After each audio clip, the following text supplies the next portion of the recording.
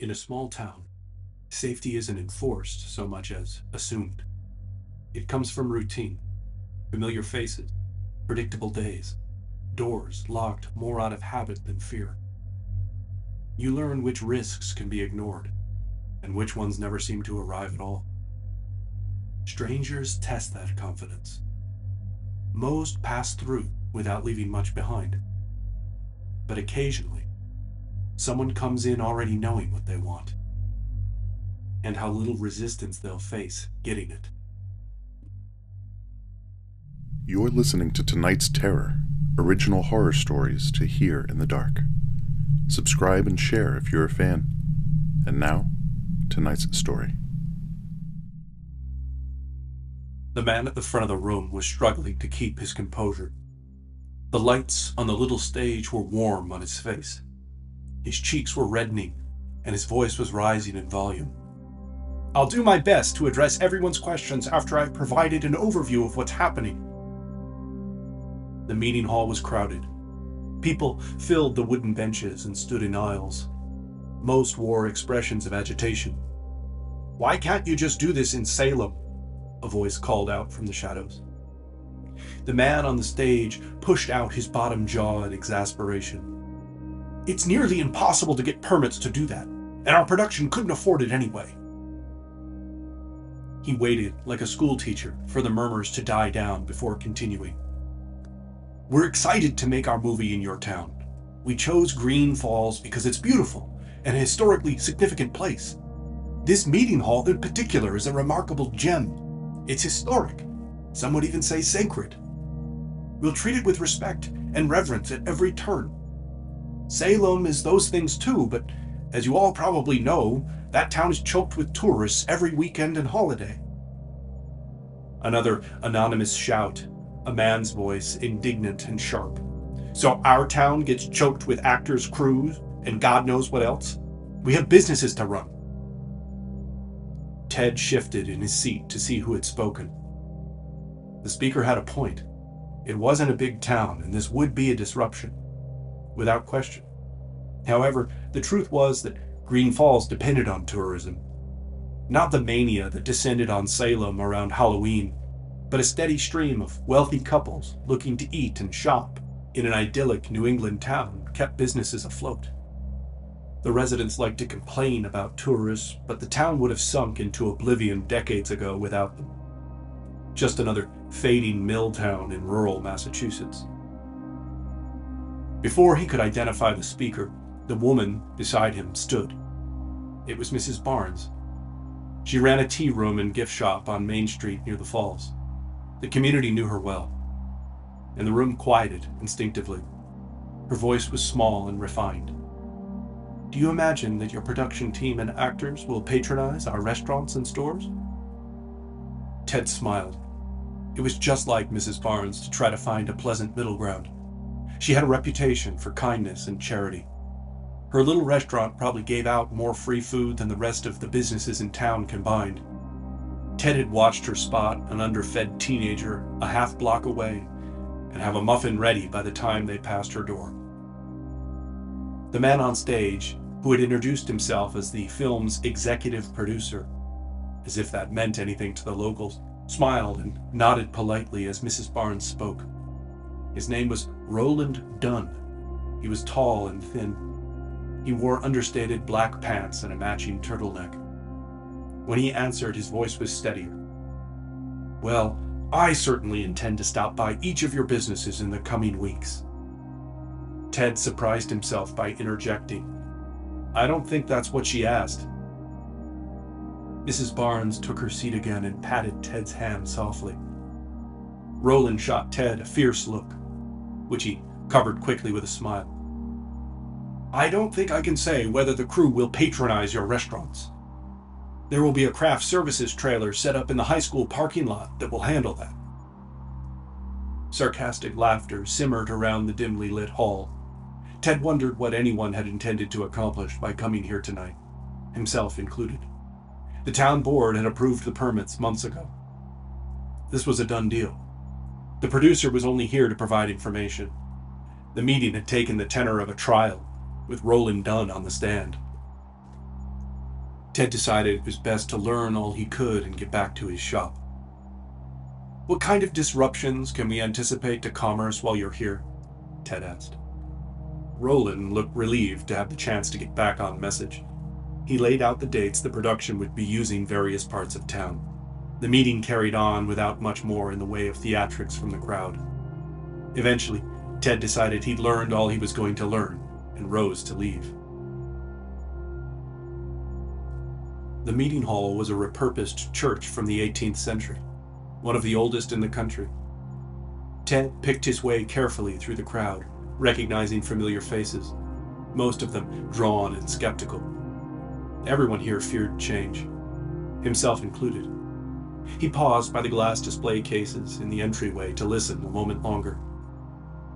They were filled with carefully preserved artifacts from the building's former life as a colonial Protestant church.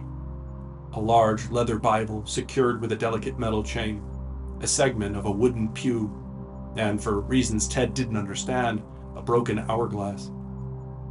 People were fiercely protective of the old church, especially the Green Falls Historical Society and its chairwoman, Ellen Barnes. Behind him, separated from the room by red velvet ropes, stood the real treasure. The grand pulpit loomed in place, dark and ornately carved, nearly 10 feet high.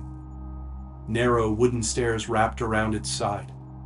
The pulpit was angled toward the center of the room, as though it still expected a congregation below.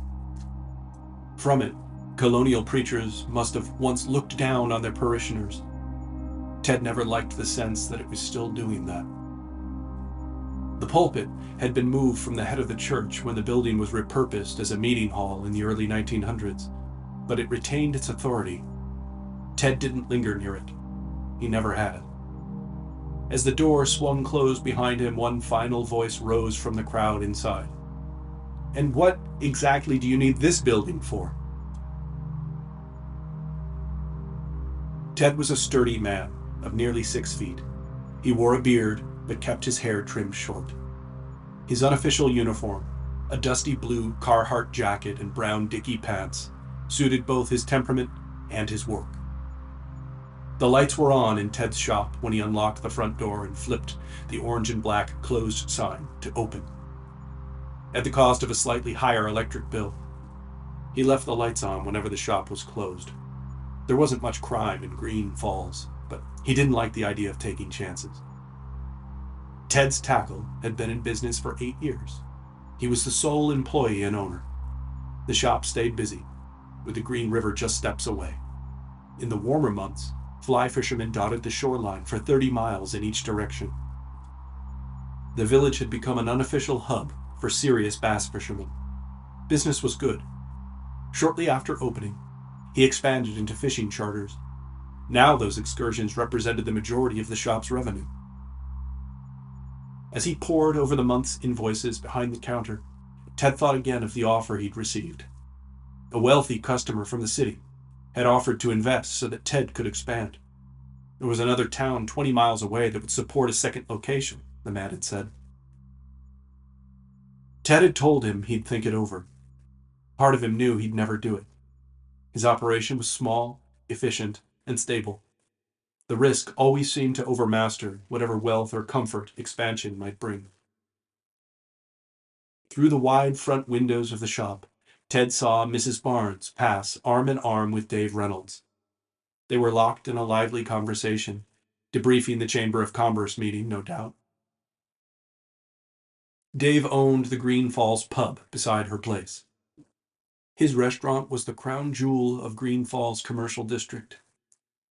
Even if district was a somewhat elegant term for a half-mile-long main street of 24 businesses. The Green Falls pub was perched on the edge of a drop-off that fell to the river below. The falls stretched across the view from Dave's dining room. People ate there for the view, but came back for the legendary popovers and flank steak sandwiches. Dave even lit the falls with colored floodlights on special occasions. Ted had met Dave years earlier at the bar, back when Ted still came in during the afternoons. More than once, Dave had slid a glass of water over the counter instead of another beer, and said nothing about it. When Ted finally kicked the drinking and stopped coming in at all, Dave never asked why. He did show up in the shop a week later with a ledger and a lifetime of business advice. They'd remained friends since. The microwave in the shop's office beeped, and Ted pulled out his dinner. He preferred to find reasons to eat dinner in the shop. There was something about sitting alone at the dining room table at home that felt hopeless. Reheated pasta and vegetables over a ledger on the shop counter at least gave him an excuse. When Ted stepped outside into the gloom of the evening, he surveyed Main Street. It was quiet, save for the shush and rumble of the falls beyond Dave's pub. He wondered if the movie would end up bringing money to town. Think of the devil, Ted mused, as a pristine vintage Cadillac rolled by. Behind the wheel was the film producer, Roland Dunn. The appeasing, politicking version of him Ted had seen in the meeting was gone. The man's face was devoid of emotion. His cheeks hung loosely. His eyelids drooped half shut as he gazed dumbly ahead through the windshield. Ted watched from the stoop of his shop as the car slid quietly down the street and out of sight. 5 days after the town meeting, Ted was spooling a reel behind the counter when the bell over the door rang. A man he recognized but didn't know by name came in and paused to stamp the cold from his boots. He wore a quilted vest and a knit cap pulled low, his cheeks still pink from the weather. "They're really going to bring Hollywood here, huh?" the man said. He wandered toward the wall of lures, running a finger along the fluorescent-colored pieces without picking any up. "That's what it sounds like," Ted said. He kept his eyes on the reel, feeding the line through his fingers. "You hear what it's about?" Ted shook his head. "No." The man leaned closer to the counter, lowering his voice. "Witches," he said. "Period piece. The producer, Dunn, stayed behind after you left. He told everyone about it. Didn't go over especially well, from what I heard." Ted clipped the line and tested the reel with a short turn of a handle. It spun smoothly. "A movie's a movie," he said. "They all dress it up somehow." The man studied him. "You don't mind?" "As long as they pay their bills and clean up after themselves." The man laughed once. "I guess that's one way to look at it." They stood in silence for a moment. Outside, the river could be heard faintly through the closed door. The man selected a small tin of spinners and brought it to the counter. After paying, he lingered near the door, his hand resting on the handle. "Just don't like the idea of that sort of thing being what we're known for," he said. "They'll film it, people will visit, and then it'll be over," Ted said. The man nodded, unconvinced, and then stepped back into the cold. After the bell went quiet, Ted finished with the reel and set it aside. He turned to the calendar, tacked up beside the register, and flipped the page. He scanned the dates until he found the one he wanted and marked it with an X. Shooting begins, he thought. 10 days. Ted first noticed the strangers on Main Street the morning the delivery truck arrived late. They stood out, not because they were loud or hurried, but because they were dressed wrong. The men wore suspenders over plain shirts, their sleeves rolled with too much intention. The women favored long skirts and boots that looked broken in despite appearing new. It wasn't a costume exactly, more like an idea of country clothes filtered through a contemporary lens. Ted thought of old-fashioned TV shows he'd seen as a kid, prairie families rendered clean and earnest, the edges softened for modern sensibilities. Film people, he decided. Wardrobe, maybe. Or extras getting an early start. Ted didn't really know how movie productions worked. He assumed they arrived in pieces. People first, equipment later, until everything eventually added up to something recognizable. They moved in little clusters, pausing too long at storefront windows, speaking quietly among themselves. A few drifted toward the falls, others lingered near the green. He was locking up the shop briefly to run an errand when The door to Mrs. Barnes' tea room swung open. One of the strangers stepped out. A young man, clean-shaven, wearing a vest buttoned high at the throat. He paused on the sidewalk, stretched his arms once as if loosening up, and smiled. It wasn't a friendly smile. It looked satisfied, as though he'd achieved a task. Then he turned and headed down the street without looking back. Ted crossed to the tea room window. Inside, Mrs. Barnes was bent over the counter, both hands braced against the wood. Her shoulders were drawn tight. Even from the sidewalk, Ted could see her shaking. She lifted one hand to her face, wiped at her eyes, and leaned forward again, her head bowed. Ted reached for the door. That was when the sound hit. Metal on metal, sharp, followed by the hollow crunch of a bumper giving way. He turned to see two cars tangled awkwardly in the middle of the street. A sedan had clipped the back end of the delivery van. Both vehicles stopped at a crooked angle. One of the oddly dressed strangers stood between them, already stepping away from the scene.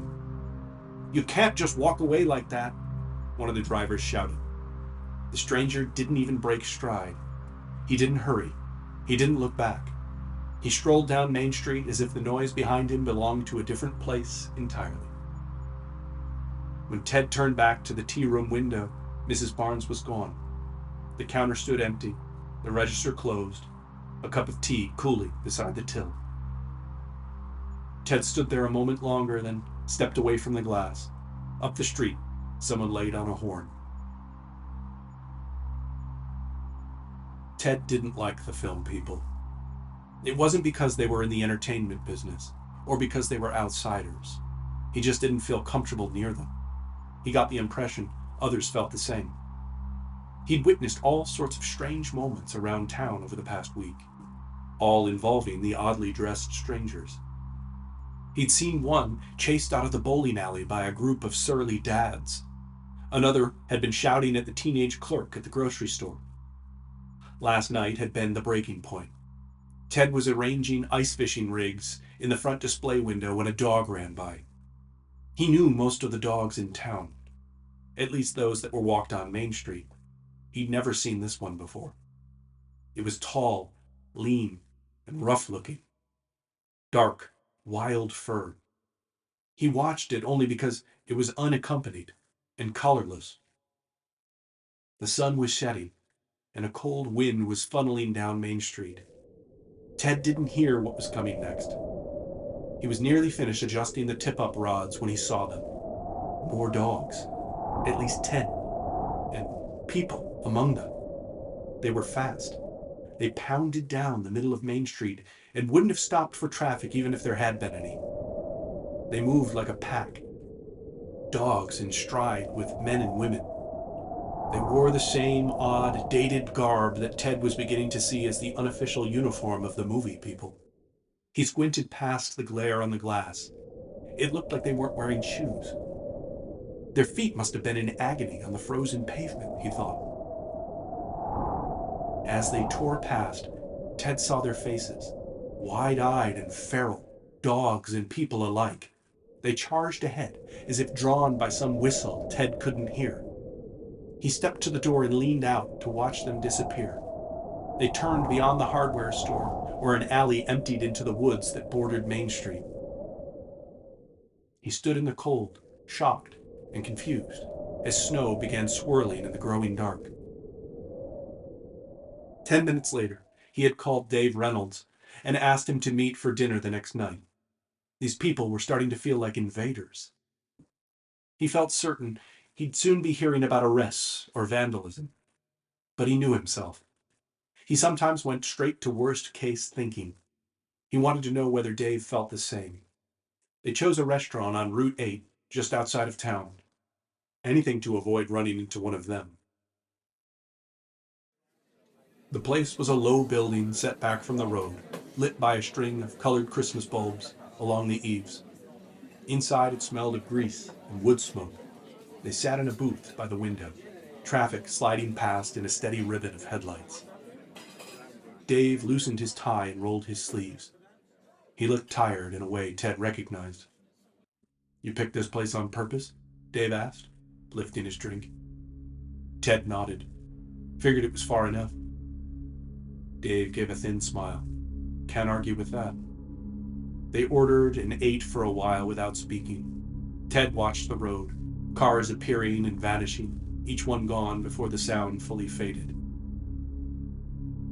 You getting many of them in your place? Ted asked.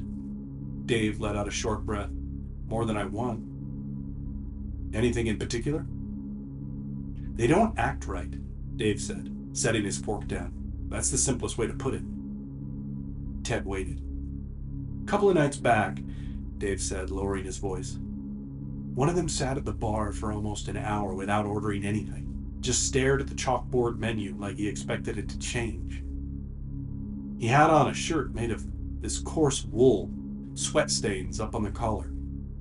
When I asked what he wanted for the fourth time, he asked what people used to drink there. Not what I serve, what they used to drink. What did you tell him? Beer, Dave said. Same as anywhere. He shook his head. It didn't satisfy him. Ted looked down at his plate. Before he left, Dave said, he muttered something under his breath. Hemlock. Real quiet, like he was reminding himself. Hemlock? Ted asked. That's what he said. Stood up and walked out. You think it's the movie? Ted asked.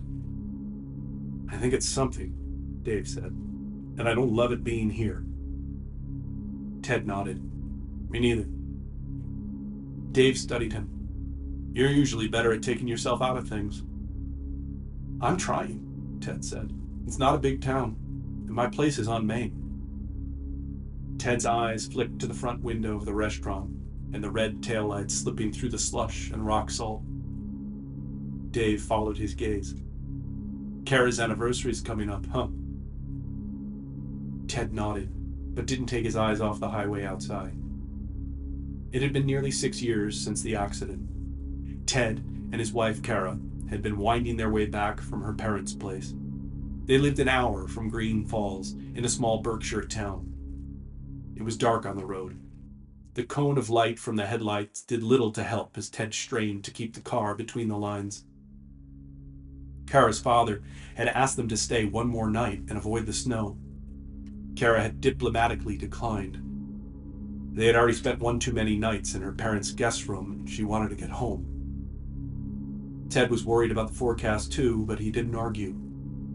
The only detail he remembered clearly from their goodbye on her parents' stoop was Kara's mother's voice. They were words that still haunted him. Why not just stay? It's not worth it. Most of the moments leading up to the crash had vanished from Ted's mind. A doctor had told him this was common after traumatic events. The only thing he could recall was rounding a bend and seeing headlights in his lane, too bright to look at. When he replayed it now, he sometimes imagined he'd had the presence of mind to tell Kara he loved her, or at least reach for her hand. He was fairly certain he hadn't. Ted blinked and turned back to the restaurant's interior. The waitress passed their table without stopping, a pot of coffee in one hand. Outside, a truck hit a patch of slush and hissed as it slowed for the light. Dave didn't say anything. I should get back, Ted said after a moment. Early morning. Dave nodded. Yeah. They paid and stood.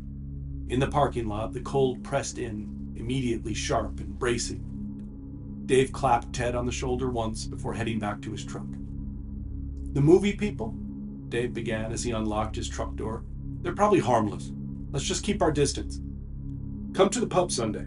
Watch the game. Ted gave an assenting nod. He waited behind the wheel of his car until Dave's headlights disappeared onto Route 8. He exhaled deeply and turned the key in the ignition. Ted drove home slowly, eyes steady on the road ahead. The string of Christmas lights was working on Ted's last nerve. 2 nights ago, he had watched a YouTube video on a channel for small business owners about making your storefront pop. Now he was teetering on the second highest step of his ladder, straining to hook the lights onto a nail in the shop's facade. It was just a few inches beyond his reach. He knew he should climb down and move the ladder a foot to the right, but something in him wanted to finish it quickly. Ted had begun thinking of his shop as a refuge from the chaos of Green Falls. The filming was happening in earnest now. One day, a side street might be roped off for 6 hours. The next, the park beside the falls was closed, and the road beside it jammed with trucks. It was simpler to stand behind the counter and avoid the strangers entirely. He lunged and whipped the braided green cord around the nail, nearly throwing himself off the ladder in the process. Ted gripped the ladder to steady himself, took a breath, and stepped carefully down. It wasn't like him to be so impatient or reckless. He didn't like thinking about it, but a part of him simply didn't like having his back turned to Main Street these days. The dog pack, the car accident, none of it felt normal or right. Ted was folding the ladder when a shout drew his attention. Up the street, just a few doors down, he saw Mrs. Barnes. Something was wrong. Her typically stooped posture was gone. She stood upright and uncharacteristically animated. Her finger jabbed into the chest of a young woman outside her shop. The girl wore a skirt and black boots. It surprised him to see the conflict wasn't with one of the oddly dressed movie extras. Mrs. Barnes was shouting something Ted couldn't understand. He had never seen her so upset. He leaned the ladder against the wall and started up the street. Mrs. Barnes' voice grew clearer, and Ted could scarcely believe what he was hearing. She was cursing and shrieking. Among the spray of expletives, Ted gathered that the patron, the young woman, had done something to provoke her. The sweet old woman Ted had known most of his adult life was wild with rage. She spat strange epithets he didn't recognize, words like jade and bedsworn and goat's bride. He was only steps from the tea shop door when the confrontation reached its climax. Some part of Ted knew what was coming before he saw it, but he was too slow to stop it. Mrs. Barnes reared back, her arms spread wide. Then her hand slashed forward and struck the young woman's face with a crack so sharp Ted flinched. The woman cried out and staggered back. As she retreated toward her car, more shocked than injured, she hurled threats at Mrs. Barnes. Lawsuits, the police, the Better Business Bureau. Mrs. Barnes stood, unmoved, in the doorway of her tea shop, staring after her. Ted wasn't sure what to do. He had started up the street intending to help Mrs. Barnes, but now it seemed she was the one who had done the harm. "Ellen?" he said, uncertain. Mrs. Barnes turned to him. Her stony expression didn't soften. "Yes, Edward," she replied. Her voice was cold. Ted found nothing familiar in her face. She looked different, unwell. "Are you all right?" he asked gently. "What was that about?" "That woman," Mrs. Barnes began contemptuously.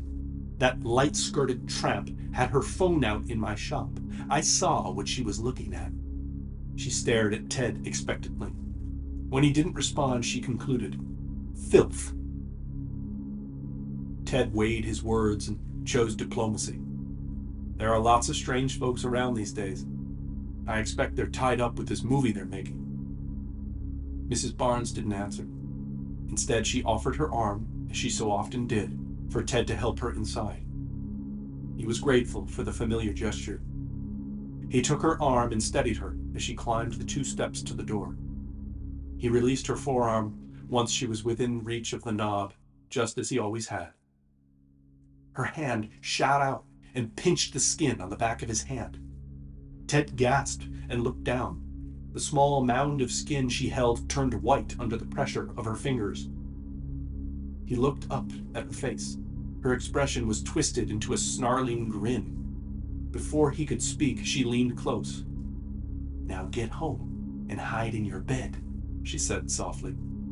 Then, with all the venom her voice could summon, she added, "Wife killer." Ted was too shocked to speak. When she released his hand, he looked down and saw the small tent of flesh her pinch had left. Before he could collect himself, the old woman slipped inside and locked the door behind her. Ted stepped back onto the sidewalk and stared after her until until she disappeared into the kitchen beyond the counter. Lying awake in bed that night, Ted racked his memory, trying to uncover some clue that might explain why Mrs. Barnes had done what she did. He was confused and hurt by what she'd said to him, but the ugly, raving confrontation she'd had with the woman on the sidewalk replayed in his mind as well. He was certain he'd done nothing to Mrs. Barnes to provoke her. He had always treated her for what she was, a sweet old woman. Then he remembered the strange man he'd seen leaving Mrs. Barnes' shop the day he noticed her crying. He'd never had the chance to ask her about it. He certainly wouldn't seek her out now, but something told Ted the events were connected. He rolled over and sighed. It was one more reason to start counting the days until the movie people left town. Ted made it 2 days without encountering any of the oddly dressed movie people. He kept to his shop and drove home as soon as he closed. He didn't see any packs of dogs and people charging down the street. He was pleased. If he could just stick to a simple routine, one he could control, he felt he might be able to avoid the entire headache. He clenched his jaw each time he saw one of them pass his shop window.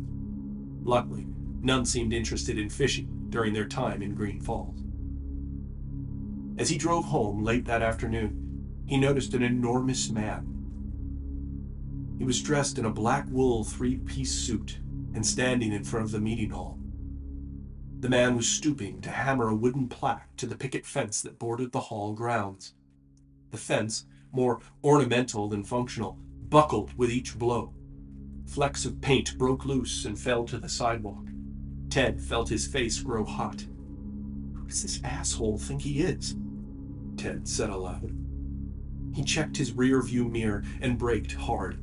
The car jolted to a stop beside the man. Ted lowered his window and leaned across the passenger seat. He opened his mouth to shout, then stopped short. The man had to be nearly 7 feet tall, and Ted could see only his lower half through the window. His eyes went to the hammer. The man's huge hand tightened around the handle, and Ted thought he heard the wood squeak under the pressure. The man bent down. His head and chest filled the car window. Ted wilted. The need to chew the man out for vandalizing the fence evaporated. "What's the sign say?" he stammered. The man said nothing.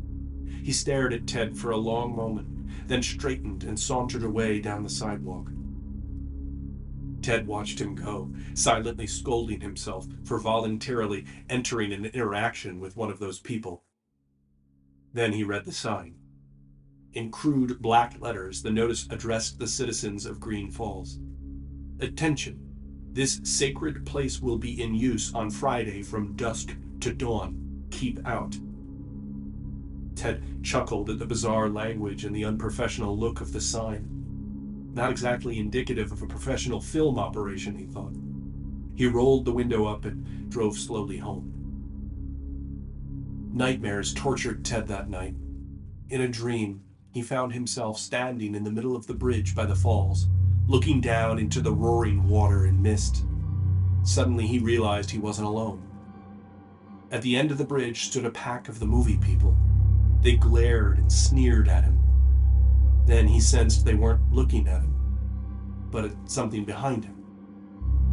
He turned, and a woman, or what he took to be a woman, stood inches from his face. Her eyes were milky white. Her mouth hung open, revealing jagged teeth like broken gravestones. Ted was rooted to the spot. His legs wouldn't obey. The woman's hair was tangled with leaves and briars. He desperately wanted to move, but his feet stayed planted to the bridge. She drew a small stone bowl from within the brown cloak draped over his shoulders. Inside was a foul mixture. Ted thought he glimpsed shards of bone. In a flash, she swiped her fingers through the poultice and flicked it into his face. As the beads of liquid sprayed into his eyes and face, he woke. His heart pounded. The sheets were damp with sweat. When he finally managed to calm down, Ted glanced at the digital clock beside the bed. It was 9 a.m. He hadn't slept past 6 a.m. in 20 years. In the landscape of his life since his wife's death, Ted had clung to routine and caution with monkish dedication. The dream, paired with what felt like a betrayal by his body's normal rhythm, left him unsettled. 10 minutes later, Ted was dressed and ready for work. Still agitated, he skipped coffee and dashed out the door. As he drove through the village, Ted thought again of the enormous man with the hammer. The sign remained fixed to the meeting hall fence. He'd asked Dave about it, and neither of them knew of any official announcement from the town or the film people.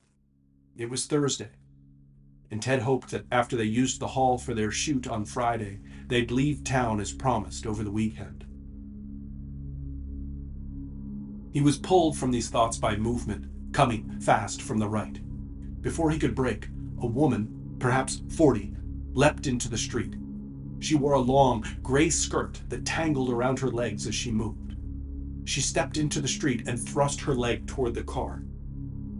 Ted slammed the brakes, but too late. He watched in horror as her leg disappeared beneath the tire. He felt the bump. He heard a snap. Ted threw the car into park and scrambled out. There was no sound, no screaming. Was she dead? He rounded the hood and saw the woman lying back against the curb. Her spine arched unnaturally. Her leg was badly broken. Blood seeped through her long gray stockings. His stomach turned as she shifted, and a jagged piece of bone pierced the wool, shining wet and white. Ted finally looked at her face as he began babbling an apology, then stopped mid-sentence when he saw her expression. She was smiling. The sight jarred him. She looked pleased, almost amused. Ted told himself she must be in shock, but the image was grotesque, lying in the street, grinning with a bone protruding from her leg. He stepped back without realizing it. Footsteps sounded behind him. Ted looked up the street to see two people emerge from a nearby house, jogging toward them. The woman on the pavement noticed them too. She looked back at Ted and raised one eyebrow, mischievous. Then she screamed. The sound tore out of her all at once. She howled and moaned as she writhed on the pavement. Ted wore a pained and perplexed expression but said nothing. The neighbors reached her side, murmuring reassurance. Ted returned to the driver's door, reached inside for his phone. The police officer, a man named Kevin, whom Ted had known for years, spoke to the injured woman while she was being loaded into the ambulance. Ted stood sheepishly behind his car waiting. When Kevin approached, Ted offered a thin smile and a nod. Kevin began. So, she says she's not necessarily going to press charges. Charges? Ted interrupted. Well, yes, Ted. She alleges you were looking at your cell phone when you hit her. What? I absolutely was not on my phone. Kevin, she did it on purpose. I saw her too late, I admit that. But she stuck her leg under the wheel. I don't know why, but she did. Ted was nearly shouting now. Kevin opened his pad and began writing. He spoke without looking up. If she doesn't press charges, it's moot. Why isn't she sure about it? Ted asked. She says, if you go meet her and make amends, she'll forget the whole thing, Kevin said. Doesn't that sound like a bribe to you? Ted said. I know. I asked right away, Kevin replied. She said she's not looking for a payday, just an apology. Ted closed his eyes and blew air through his nostrils. If you want my advice, Kevin said, just do it and be done with her. She's an oddball. Better to keep your distance. That's exactly what I've been trying to do, Ted said, exasperated. I've been keeping my distance from all of them. She jumped in front of my car. Kevin gave Ted a sideways smile and shrugged. Your call.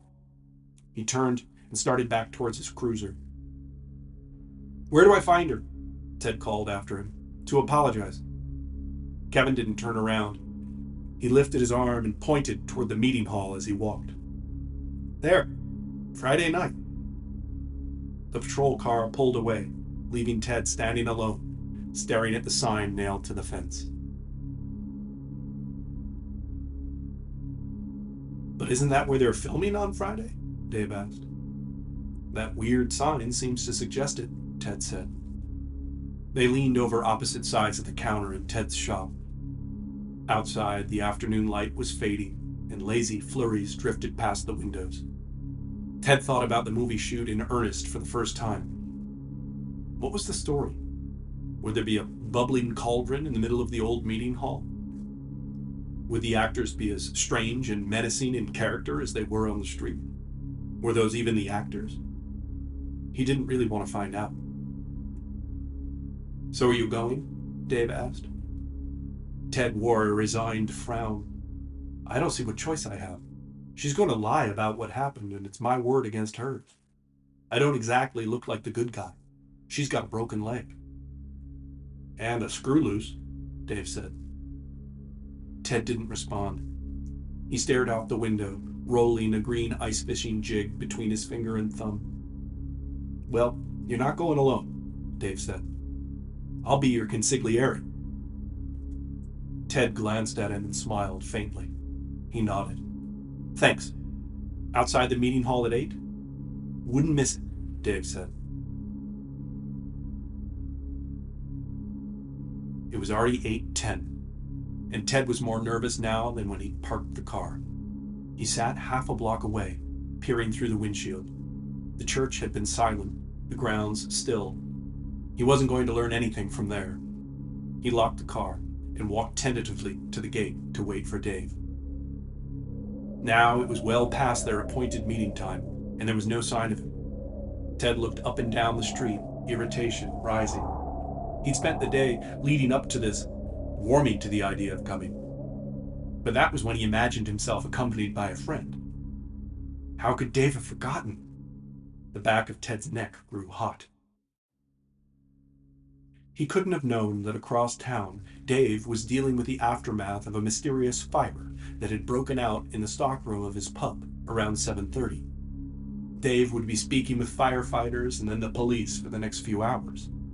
Ted's legal entanglement with the movie people was far from his mind. Ted pressed his fist softly into the palm of his other hand and chewed his bottom lip. He turned back toward the church. If only he knew something, anything, about what he was walking into. Awkwardness, hostility, even something strange. He could steel himself for all of that. What unsettled him was the not knowing. The building he'd known all his life had taken on an air of grim mystery, and he wanted nothing more than to walk back to his car and leave. In the full dark of the evening, Ted could make out a light in one of the windows. It pulsed faintly, like candlelight. He'd expected professional stage lights, something bright enough to spill onto the street. But the place looked as deserted as ever, save for that soft yellow glow in the far window. The glass was frosted with age and crisscrossed with iron lattice work.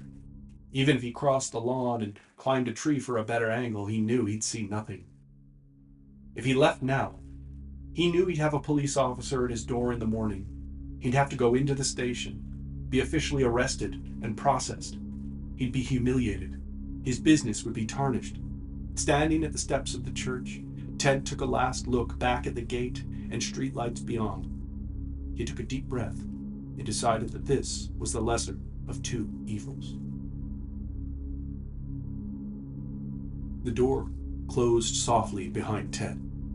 He was focused on finding the woman and speaking with her as quickly as possible. But he was also aware that she was here to shoot a movie. He didn't want to ruin a shot, or a take, or whatever they called it. It struck him that he didn't actually know what her role was. Actress? Makeup artist? Producer? The thought evaporated as he took in his surroundings.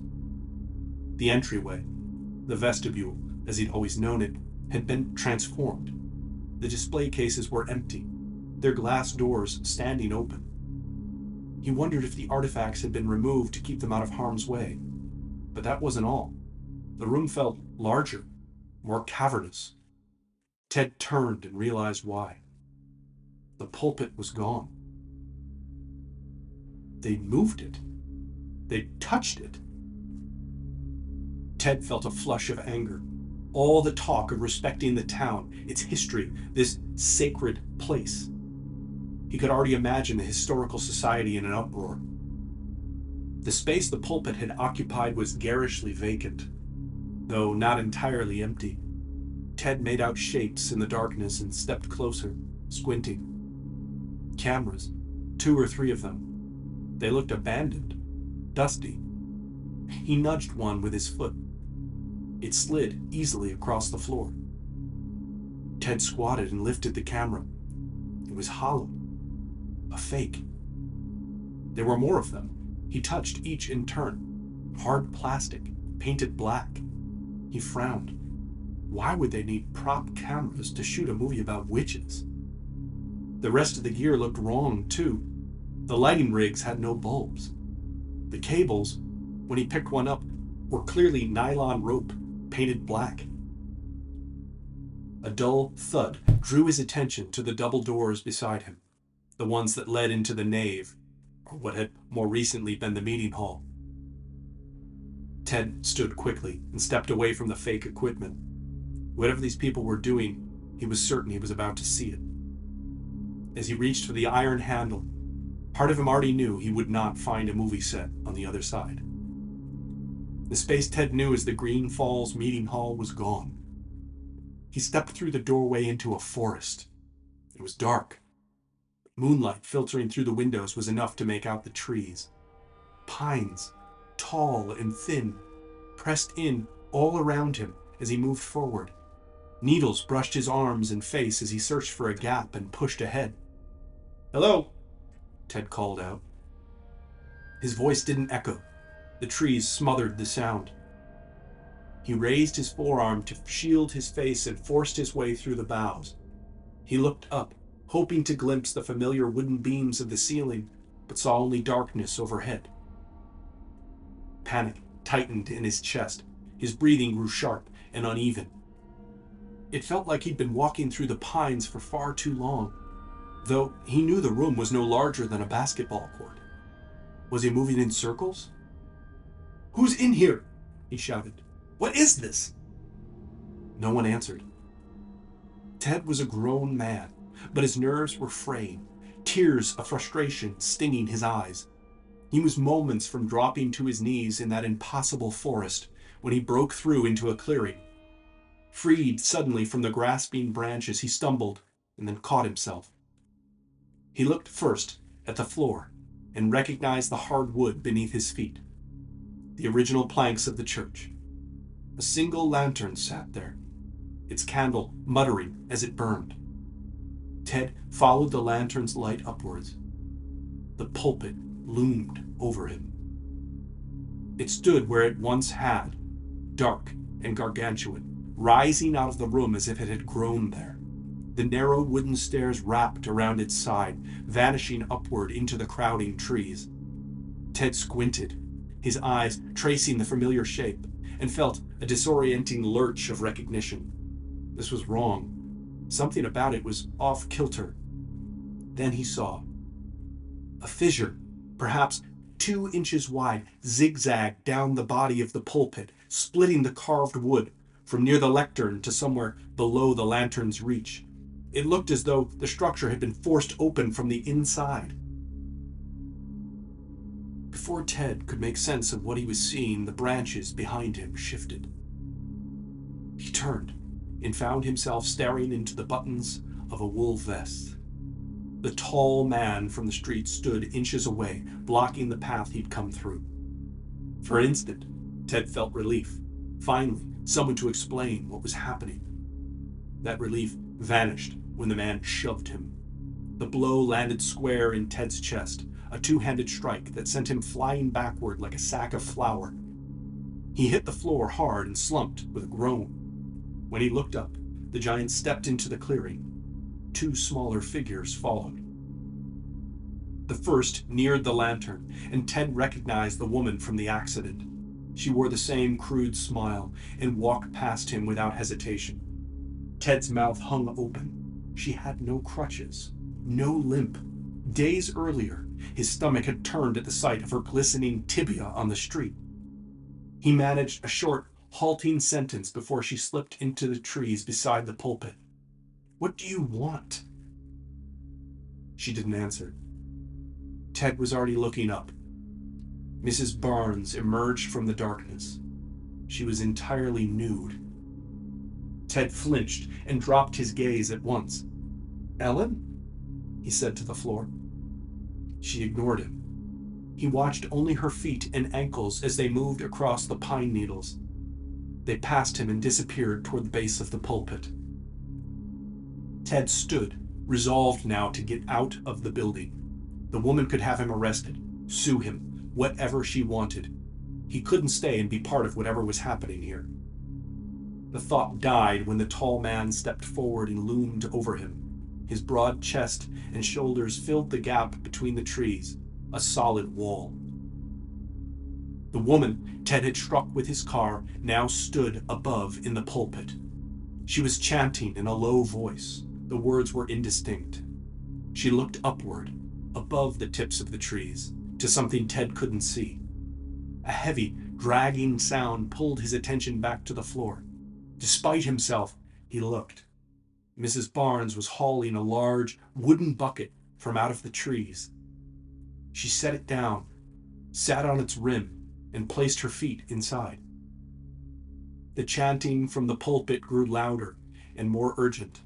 Ted still couldn't make out any words. He watched the strange woman closely as she made sharp, sudden gestures with her hands. Then the chanting stopped. Her hands froze above her head in an unnatural pose, the heels of her palms pressed together at the wrists. Ted waited for her to move or speak, but she didn't. A sound followed, a soft, wet patter. Dread settled in his chest. Ted lowered his gaze. Below the pulpit, Mrs. Barnes was pressing an object, perhaps a sharp, dark-colored stone, down into the wrinkled flesh of her thigh. Blood ran down her calf into the bucket in slow rivulets. In the dim light, her leg resembled a candle, dripping black wax. "Ellen, don't!" Ted shouted. "Stop!" She looked toward the sound of his voice, and Ted saw her eyes clearly for the first time. They were milky white. It looked as though she'd gone blind in the days since he'd last seen her. Ted lurched forward, arms reaching for Mrs. Barnes. If he could pull the stone from her hand, perhaps whatever hold she was under would break. As he reached the rim of the bucket, the floor dropped away. His stomach pitched. The planks beneath him slid down and back, and suddenly he was rising. For an instant, impossibly, he was weightless. His feet hung free, swinging. This isn't happening, he thought. This can't. Then his back struck something solid. The truth landed all at once. The huge man had him. Great hands closed around his torso, lifting him as easily as a child's doll. Ted kicked uselessly as he was carried away from Mrs. Barnes and back toward the trees. The giant hurled him to the floor. Ted scrambled onto his knees and lunged for the cover of the branches. His head brushed the low-hanging boughs before a hand seized his ankle and dragged him back. His face scraped along the uneven planks and he roared in pain. The grip released his ankle, only to return with crushing force. A massive hand pressed into his back in midsection. Another caught the collar of his shirt and yanked hard. Fabric tore. Without warning, a searing pain flared across his back near the shoulder, white-hot and blinding. Ted screamed like a wounded animal. After a moment, the intensity subsided. He wondered if he'd been burned with an iron. The giant flipped him over, and Ted propped himself up on his elbows. The man leapt behind him with a swiftness a man of his size shouldn't have been capable of. Almost instantly, an arm wrapped around Ted's neck. His head jutted awkwardly above the crook of the huge elbow. The pressure increased. Ted couldn't breathe. His wife's face flashed in his mind. If his throat could move air, he might have said something to her. The arm constricted until his vision dimmed.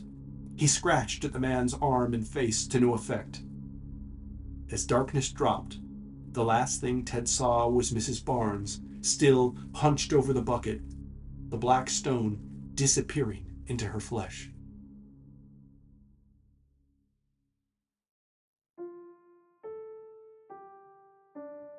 I'm telling you, Dave, it's like a tattoo. They put a tattoo on me, Ted said across the empty dining room of the pub. He was stacking chairs upside down on tabletops so Dave could vacuum. The restaurant had closed half an hour earlier, and Ted had waited for a moment when they were finally alone. I'm just so sorry I wasn't there, Dave said quietly. No, Ted said, you're not. It was a living nightmare. I don't know how many of them it took to turn that place into a forest, but they did it. I assure you, you don't wish you'd been in there. And the next day, poof, they're gone. Trucks, trees, gear, weirdos, all in the wind, Dave said. And me, Ted went on, propped against the door of my shop. Kevin, the cop, found me. I might have died of exposure. He glanced out the window toward the falls, lit green-red for the holidays. They stood in silence for a moment before Dave spoke again. And Ellen Barnes? Ted shook his head. I told Kevin and the deputies everything. Told them they had to get her out of there. Bring an ambulance. By the time Kevin got me home, they'd radioed to say Mrs. Barnes was back in her house, safe and sound. Furious to be woken at that hour. I heard it all over the cruiser's radio. It doesn't sound like Kevin arrested you, Dave said. You expect to hear about that car accident again? No, Ted said. I don't. Even if they hadn't all disappeared after whatever they were doing in the old church. She doesn't have much of a case anymore. Not after her miraculous recovery. Dave shook his head, marveling. The damnedest thing, he said. After a moment, he shot Ted a look.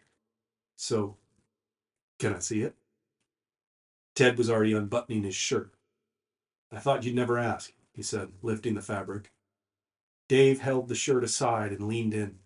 The mark on Ted's shoulder was a single line, perfectly straight, no wider than a toothpick. I can see what you mean, Dave said. It's gray-blue, like an old-fashioned tattoo. Just one line, Ted said, tugging his shirt back into place.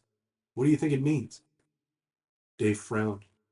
Looks like a tally mark, he said, like they're taking a count. He started to laugh, then stopped. So, Ted said quietly, I'm just the first? The first of what? Dave asked.